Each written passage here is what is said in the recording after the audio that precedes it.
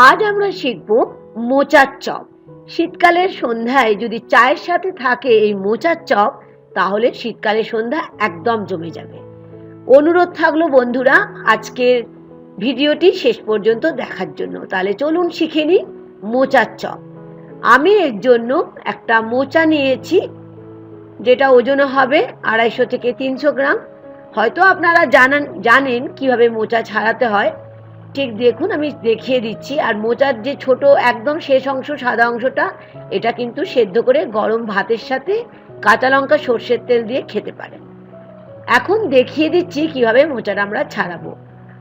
ফুলগুলোকে তো প্রথমেই দেখলেন আলাদা করলাম। এখানে একটা দেশলাইয়ের মতো কাঠি থাকবে আর একটা পাতলা আঁশের মতো জিনিস থাকে। দেখুন, আমি দেখিয়ে দিচ্ছি। এই দুটো অবশ্যই প্রত্যেকটা ফুল থেকে বের করে নিতে হবে।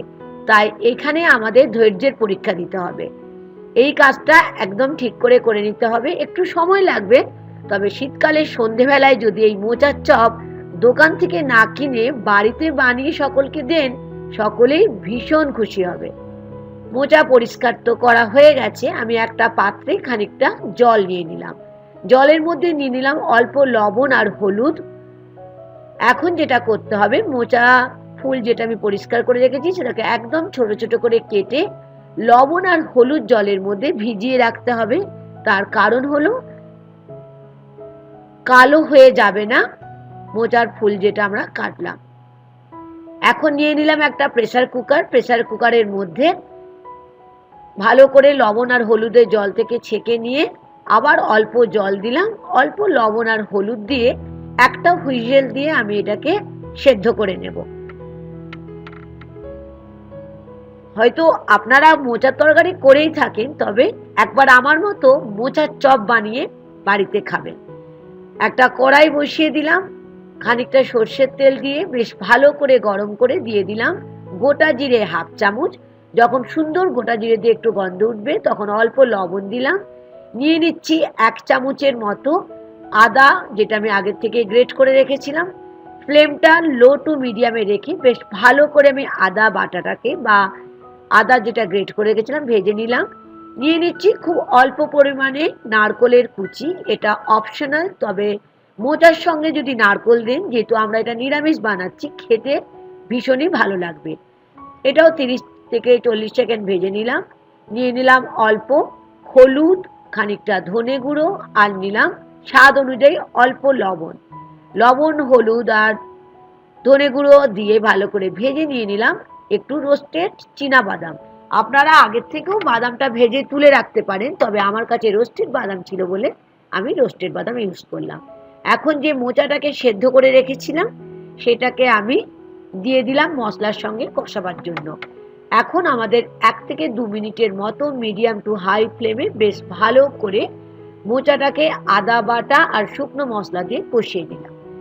নিয়েছি এখানে একটা মিডিয়াম সাইজের আলু, যেটা আগের থেকে সেদ্ধ করে রেখেছিলাম। ঠিক এরকম ভাবে হাত দিয়ে ভেঙে আমি মিশিয়ে দিলাম মোচার সাথে। এখন আলুটাকে মোচার সঙ্গে বেশ ভালো করে মিনিট 2 মতো মিডিয়াম টু হাই ফ্লেমে কষিয়ে নিতে হবে। যখন দেখবেন বেশ কাঁচা গন্ধটা চলে গেছে, সুন্দর একটা গন্ধ আসছে, তখন এর মধ্যে নিয়ে নিলাম কয়েকটা কিশমিশ আর নিয়ে নিলাম অল্প কাঁচা লঙ্কা কুচি। এটা সম্পূর্ণ অপশনাল কিশমিশটা। আর নিলাম হাফ চামচের মতো চিনি। চিনিটা বন্ধুরা দিতেই লাগবে।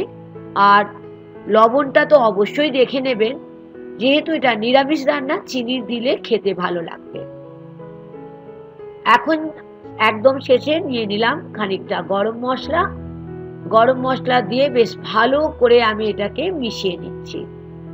গ্যাসের ফ্লেমটাকে বন্ধ করে মোচার চপ বানাবার পুর তো আমাদের একদম রেডি হয়ে গেল।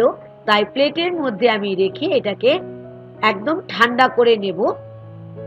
মোচার চপ বানাতে গেলে যেটা মেন দরকার আমাদের বেসনের ব্যাটার। সেজন্য আমি বড় চামচের 4 থেকে 5 চামচ বেসন নিলাম একটা বাটিতে।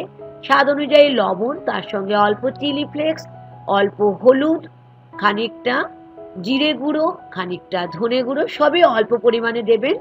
আর নিলাম কাশ্মীরি রেড চিলি পাউডার আর কাঁচা লঙ্কা ছোট ছোট করে কেটে। কাশ্মীরি রেড চিলি পাউডার দিয়েছি, রংটা খুব সুন্দর হবে। কাঁচা লঙ্কা যদি মনে করে নাও দিতে পারেন, তবে খেতে ভীষণই ভালো লাগবে বেসনের ব্যাটারের মধ্যে যখন আমরা এটা ভাজবো। নিলাম বড় চামচের 1 চামচ ব্রেড ক্রাম্পস, যদি মানে পাউরুটির গুঁড়ো যেটা, ব্রেড ক্রাম্পস যদি না থাকে এখানে আপনারা 1 চামচ, বড় চামচের 1 চামচ চালের গুঁড়ো ব্যবহার করতে পারেন। এখন নিয়ে নিয়েছি জল, কারণ আমাদের এটা একটা ব্যাটার তৈরি করতে হবে। আমরা তো চপ ভাজবো, চপ বানাবার জন্য তো বেসন লাগবে, তাই একেবারে জলটা নিচ্ছি না। দেখলেন কেমন ভাগ ভাগ করে আমি জলটাকে নিয়ে একটা স্মুথ ব্যাটার তৈরি করলাম। আমি দেখিয়ে দিচ্ছি কিরকম স্মুথ হবে, দেখেই বুঝতে পারছেন। খুব পাতলাও হবে না, আবার খুব ঘনও হবে না। নিয়ে নিলাম 1/2 চামচের মতো ব্ল্যাক সল্ট। ব্ল্যাক সল্টটা দিলে খেতে মোচার চপ দারুণ লাগবে, তাই আমি এখানে ব্ল্যাক সল্টটা দিলাম। ব্ল্যাক সল্ট দিয়েও ভালো করে মিশিয়ে নিলাম। এখন আমাদের কাটলেটগুলো বানাতে হবে। হাতে নিলাম অল্প সর্ষের তেল। দেখে নিন আমি কিভাবে মোচার চপটা বানাচ্ছি। আমি মিডিয়াম সাইজের বানাবো, সেজন্য দেখে নিন ঠিক এই পরিমাণের একটা বল আমি বানিয়ে নিলাম। তারপরে একটা তালুর, হাতের তালুর মধ্যে রেখে চেপে চেপে যেমন করে আমরা কাটলেট বানাই ঠিক সেরকম ভাবেই আমি বানিয়ে নেব। আপনারা যে কোনো সাইজের যে কোনো শেপে বানাতে পারেন, তবে আমি এই শেপে বানালাম। বানানো তো হয়ে গেল, এখন যেটা করতে হবে আমাদের ভাজতে যেতে হবে। তার আগে আর একটা ছোট্ট জিনিস আমাদের অ্যাড করতে হবে বেসনের ব্যাটারের মধ্যে। আমি নিয়ে নিলাম 1/4 চামচের মতো খাবার সোডা। খাবার সোডা দিয়ে আবার ভালো করে আমি ফেটিয়ে নিলাম। সর্ষের তেলটা বেশ ভালো করে গরম হয়ে যাওয়ার পরে বেসনের ব্যাটারের মধ্যে ছোট চামচের 2 চামচ গরম সর্ষের তেল দিলাম। তার কারণ এই চপগুলো একদম দোকানের মতো মুচমুচে হবে সর্ষের তেল দিলে। এটা একটা ছোট্ট টিপস ছিল। এখন যে কাটলেট মোচার চপগুলো বা কাটলেটগুলো আমি রেডি করে রেখেছিলাম, দেখুন বেসনের ব্যাটারের মধ্যে ঠিক এরকম ভাবে ডুবিয়ে আমি একদম সুন্দর করে ডিপ ফ্রাই করে নেব। অবশ্যই এই সময় ফ্লেমটাকে মিডিয়াম ফ্লেমে রাখবেন, কখনোই হাই ফ্লেমে রাখবেন না, তাহলে পুড়ে যাওয়ার সম্ভাবনা থাকতে পারে। একটা সাইড হয়ে গেলে আর একটা সাইড খুব সাবধানে আমাদের উল্টে দিতে হবে। কি দেখে জিভে জল নিশ্চয়ই আসছে? আমার তো আসছেই, আশা করি আপনাদেরও আসছে। দেখে নিয়েছেন কেমন গোল্ডেন ব্রাউন কালার হয়ে গেছে। ঠিক এই অবস্থায় আমরা এক একটা চপ আমি কড়াই থেকে তুলে একটা প্লেটের মধ্যে রাখছি। ঠিক এরকম ভাবেই বানিয়ে নেব মোচার চপ বা মোচার কাটলেট, যেটা বানানো খুবই সহজ। শুধু মোচাটা পরিষ্কার করাটা একটু সময় সাপেক্ষ, ওইটা আপনারা একটু সময় নিয়ে করে রাখলেই দেখবেন সন্ধেবেলায় সকলকেই চায়ের সঙ্গে শীতকালে পরিবেশন করছেন। আশা করি আজকের মোচার চপের রেসিপি আপনাদের ভীষণই ভালো লেগেছে। শীতকালে সন্ধেবেলায় চায়ের সাথে অবশ্যই বাড়ির সকলকেই খাওয়াবেন, নিজেও খাবেন। আর দেখতে দেখতে আমাকে লাইক আর শেয়ার করতে আমার ভিডিওটিকে ভুলবেন না। ওপর থেকে ব্ল্যাক সল্ট দিয়ে দিলাম। নতুন বন্ধু হলে আমার চ্যানেলটিকে সাবস্ক্রাইব করে নেওয়ার অনুরোধ থাকলো। আশা করি ভালো লেগেছে। আজ এই পর্যন্ত, ধন্যবাদ।